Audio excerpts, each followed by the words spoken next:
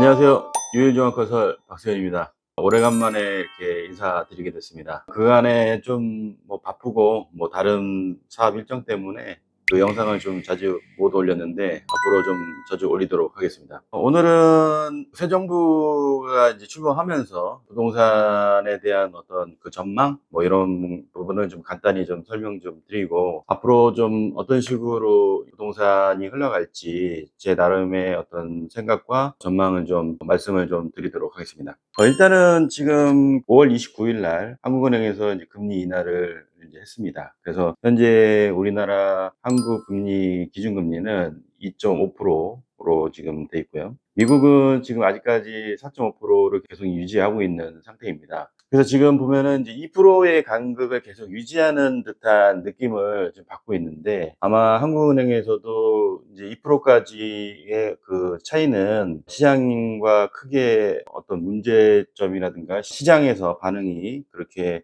크지 않을 거다라는 생각 때문에 그 2%를 계속 유지하는 것 같아요. 그래서 만약에 지금 2월 19일 날 미국의 그 기준금리가 인하하게 되면 한국도 같이 이제 그 다음 금리 인하 시기 때 인하할 확률이 굉장히 높죠. 이번에 금리 인하를 하면서도 한국은행 총재는 금리 인하를 그 하반기에 2번 정도 더 인하를 한다고 말씀을 하셨는데, 그게 사실상 진행이 되려면 미국이 금리 인하를 해야 한국도 좀 부담스럽지 않게 인하를 하지 않겠느냐 라고 보는데, 얼마 전에 미국 그 CPI 소비자 그 물가지수가 나왔는데 그것 때문에 10년물 국채금리가 많이 내려갔습니다. 그래서 미국도 금리 인하를 하지 않겠냐라는 전망이 좀 우세적이어서 올 하반기에 금리 인하 한 2번 정도 내릴 것으로 이제 예상하는 거는 큰 무리가 없을 걸로 봅니다. 그러면 금리 인하가 이제 단행이 되면, 지금 금리 인하 시기 때는 부동산 경기가 회복세로 이제 저희가 이제 간다고 보고 있는데, 지금 이재명 대통령께서 이제 말씀하시는 그런 부동산 추이를 한번 보도록 하겠습니다. 대선 전에 정책으로 이재명 대통령께서 이제 말씀하신 거는 부동산은 세금으로 집값을 잡지 않는다라고 이제 말씀하셨는데, 이것은 기존의 이제 정부들이 보통 이제 부동산을 이제 규제를 할 때 이 세금으로 많이 규제를 했죠. 그래서 예전에 문재인 정부 때도 세금으로 규제를 많이 하다 보니까 이제 똘똘한 한 채, 이제 한 채에 대한 그 서울 집값을 올리는 주요 그 원인으로 뽑을 수가 있는데, 규제를 하다 보니까 그 1가구 2주택, 1가구 3주택이었던 분들이 1가구 이외의 주택을 다 정리하면서 똘똘한 한 채로 서울 그 강남 지역을 중심으로 집값이 굉장히 많이 올랐어요. 이게 사실은 부동산을 억압할 수 있는 정책이냐, 꼭 그 세금으로 규제를 했을 때만 정책이 잡히냐를 이렇게 뒤돌아보면 그렇지 않은 것 같아요. 그래서 왜 그러냐면, 그러니까 똘똘한 한 채 때문에 집값 상승을 했고, 집값 상승에 따른 전세금 상승도 이루어졌죠. 그래서 그 여파로 전세 사기에 대한 영향이 없지 않아 있습니다. 굉장히 저 개인적으로는 크다고 보는데, 그런 것들이 전체적인 부동산에 대한 거를 보면 이게 정책이 규제를 한다고 해서 부동산을 잡을 수 있다라고는 볼 수 없을 것 같아요. 사실은 부동산을 그 어떤 버블을 막기 위해서는 공급이 어느 정도만 있어도 부동산 집값은 어느 정도 안정화된다고 봐야 됩니다. 왜냐면 10개의 물건을 10명이 나눠 쓰는 거와 15개 물건을 10명이 나눠 쓰는 거랑 다르죠. 그래서 만약에 10개의 물건을 공평하게 하나씩 갖고 있다면 집값에 대한 영향은 없겠죠. 근데 10개 있던 게 5개로 줄었다. 그러면은 서로 그 5개를 차지하려고 금액이 올라가겠죠. 내가 더 높은 가격으로 줄 테니까 나한테 팔아라라고 할 텐데, 만약에 그게 15개로 5개가 더 늘어난다라고 하면 서로 경쟁해서 내가 더 싸게 해줄 테니까 내 걸 사라라고 하면서 그 집값이 내려가는 거는 시장 경제 기본 원리이죠. 그래서 공급을 하는 거는 부동산 가격을 잡는 데는 굉장히 효과가 있다고 봅니다. 근데 문제는 지금 최근 코로나 이후로 인플레이션 때문에 고금리 상태를 유지하면서 2023, 24, 25년을 거쳐 오면서 공급이 지금 굉장히 줄었죠. 그래서 그 2026년, 27년은 공급이 거의 없다라고 할 정도의 물량이 없습니다. 그래서 지금으로서는 공급을 하겠다고 하지만 실제는 공급이 나오지 않는 그런 기간은 앞으로 한 3년 정도까지는 공급이 많이 없다고 봐야 됩니다. 2026, 27, 28년 상반기까지는 공급이 없다고 봐야 되는데, 그 이재명 정부가 이제 말하는 이제 공급으로서 부동산 집값을 잡겠다라는 그런 정책은 당장 지금 규제를 하지 않겠다라고 볼 수 있습니다. 현재의 시장에 돌아가는 시장 경제로 그대로 유지를 한다고 볼 수 있겠죠. 그래서 지금으로서는 부동산 정책이 아직까지 어떤 방향으로 가겠다라고는 지금 나오지는 않고 있어요. 그래서 이런 부분은 좀 천천히 살펴보면서 앞으로의 전망을 해 나가도록 하겠습니다. 그러면 지금 뭐 집값이 예전에 그 문재인 정부 때와 지금 비교하면 지금 많이 오르겠냐라고 보면 제가 예상하는 거는 똘똘한 한 채는 아니고요. 여러 채를 보유하지만 정당한 세금을 내고 임대 활동을 하는 거에 대해서는 어느 정도 인정을 하고 있는 부분이 있는 것 같습니다. 그리고 전세보다는 매매 쪽으로 비중을 차지하고 있지 않느냐라고 보는 거죠. 왜냐하면 전세 사기에 대한 지금 해결책이 나와 있지 않는 상태에서 전세에 대한 거를 전세자금 대출을 보증을 한다든가 이런 부분이 또 생긴다면 제2의 전세 사기가 또 올 수가 있죠. 그래서 그런 부분은 검토를 하고 있지 않는 걸로 제가 예상을 하고 있는데요. 자, 그러면은 어떤 방향으로 지금 정책을 갈 거냐라고 봤을 때는 매매를 좀 유도하는 쪽으로 가지 않겠느냐라고 봅니다. 그 한 예로는 그 지분형 모기지가 있는데요. 이거는 뭐 그 이전 정부에서부터 지금 하고 있었던 건데 이 부분을 조금 보완을 해서 실행하지 않겠냐라고 봅니다. 지금 주택금융공사에서 시행하고 있는 지분형 모기지론 같은 경우는 전체 10억인 그 아파트에서 40%를 지분형으로 그 주택금융공사에서 먼저 대출을 2%대로 해줍니다. 자, 그러면 주택금융공사에서 40%를 받고 나머지 60%에 대한 대출은 일반 시중은행에서 70%로 받습니다. 그러면 10억이면은 한 1억 8천 정도의 현금을 가지고 있으면 10억의 아파트를 구매할 수가 있는데요. 그러면 나중에 매매를 해서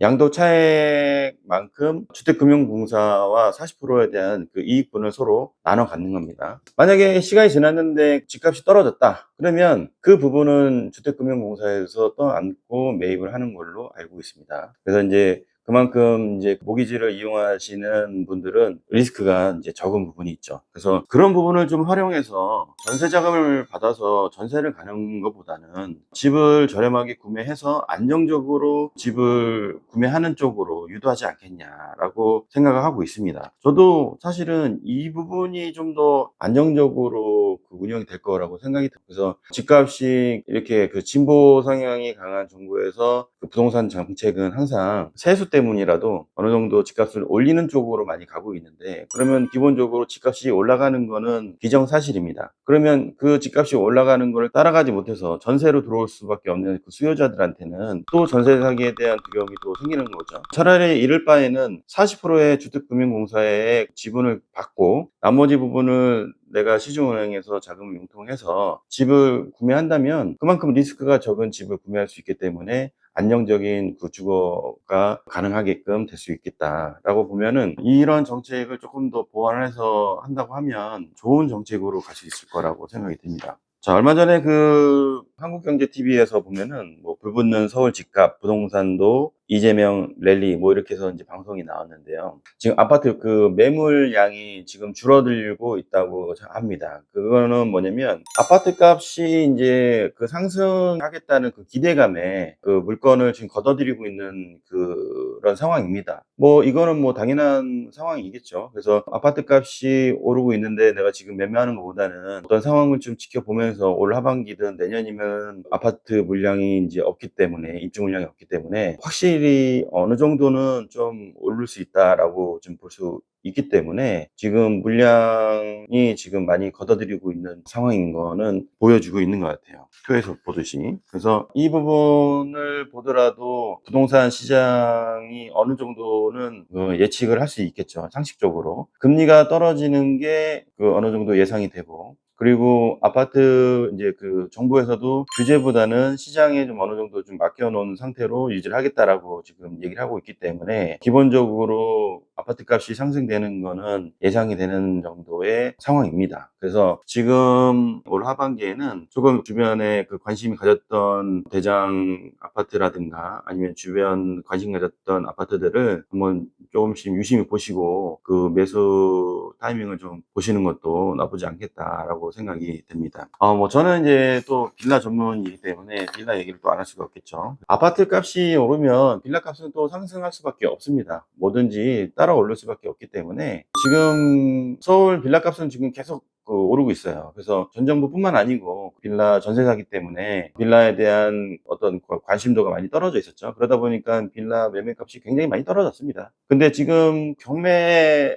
낙찰률도 보면은 낙찰률도 작년보다는 올 상반기 그리고 그 새 정부가 이제 들어서면서 낙찰률이 더 많이 오르고 있어요. 이런 부분을 보면 빌라 값이 지금 어느 정도 회복이 되고 있구나라고 볼 수 있습니다. 그래서 자금이 좀 여력이 좀 없으신 분들은 빌라 매수 타이밍도 지금 한번 보시는 것도 나쁘지 않다. 근데 지금은 빌라도 보시면 신축이 없습니다. 그 신축이 새로 분양하는 데도 없고 지금 가장 신축인 거는 뭐 2023년도에 준공한 정도가 신축인 거지 최근 뭐 올해 2024, 25년에 그 신축 분양한 데는 거의 없다고 봅니다. 그래서 2023년도에 그 준공이 났던 물건들을 좀 유심히 보시고 매수 타이밍을 좀 잡는 것도 나쁘지 않겠다. 지금 상황에서 또 전세를 들어간다는 것은 좀 무리가 있지 않겠느냐라는 생각이 또 듭니다. 지금 주식 얘기를 잠깐 해볼까요? 지금 코스피가 1600이었다가 지금 2900을 넘어섰죠. 그래서 이재명 대통령께서 코스피 5000대로 간다고 얘기를 했는데 3000까지는 다음 달이면 금방 될 것 같은 뭐 예상도 많이 나오고 있더라고요. 뭐 7월 달이면 3100까지 간다고. 이런 거 보면은 어느 정도 그 정부 정책이 얘기하는 부분은 그대로 좀 뭐 시간은 좀 있지만 따라가는 추이로 갖고 있습니다. 그래서 주식도 투자를 해놓으면 뭐 모든 건 다 오르진 않겠지만 그래도 대표적인 것들은 다른 그 전체적인 코스피 오르가는 그 추세대로는 상승을 하고 있어요. 그러면 남들은 투자해서 어느 정도 수익을 보고 있는데 나는 그걸 투자 못해서 수익 못 본다는 것도 또 말이 안 되잖아요. 그래서 지금은 전세와 월세로 들어가는 타이밍보다는 집을 매수하는 타이밍이기 때문에 만약에 지금 전세나 월세가 만기가 돼서 뭐 이사를 해야 되는 분이다라면 주변에 매수를 할 수 있는 물건을 한번 보시고 물건을 한번 분석을 해보시는 것도 나쁘지 않겠다라고 생각이 듭니다. 무작정 지금 월세니까 월세로 또 얻어서 또 가야지 이거는 좀 아닌 것 같아요. 그래서 지금 시기는 매수를 할 타이밍이기 때문에 매수하는 쪽으로 좀 보시는 게 좋을 것 같다라는 저희 예상입니다. 자, 오늘은 제가 새 정부 들어서 앞으로의 그 부동산 정책과 그 다음에 이제 금리에 대한 추이를 이제 말씀을 드렸는데요. 저희도 지금 가지고 있는 물건도 지금 정리를 하고 있어요. 그래서 이제 저희가 뭐 저희 구독자분들한테 저희가 가지고 있는 물건도 좀 싸게 좀 드릴 수 있고 분양도 좀 싸게 드릴 수 있는 부분이 있으니까 안양에 만약에 거주하고 계시거나 안양 쪽에 물건 빌라를 찾는다라고 하시는 분들은 저희가 이제 댓글이나 저한테 연락을 주시면 저희가 친절하게 상담을 좀 드리고 남들보다 좀 더 싸게 분양을 좀 해드릴 수 있도록 해보겠습니다. 저희가 이제 그 다음 영상에는 요즘에 이제 요양원, 실버타운, 실버스테이 뭐 이런 쪽으로 또 관심을 또 많이 갖고 계셔서 저희도 그 요양원 1인실 프리미엄 요양원을 사업을 좀 해볼까 합니다. 그래서 요즘에 트렌드가 좀 많이 바뀌었기 때문에 1인실 프리미엄 요양원에 대한 요양 뭐 방문기라든가 요양원 시설에 대한 것도 좀 얘기도 하고 요양원을 실제로 좀 방문해서 어떤 식으로 시설을 또 운영하시는지 또 들어보고 그리고 이제 현재 우리 어르신분들이 어떤 식으로 지금 요양원에서 계시고 어떤 식으로 거주를 하고 계신지 그런 것도 영상을 통해서 한번 정보를 좀 전달해 드리도록 하겠습니다. 오늘 영상은 여기까지 하겠습니다. 다음에 또 좋은 정보로 찾아뵙겠습니다. 감사합니다.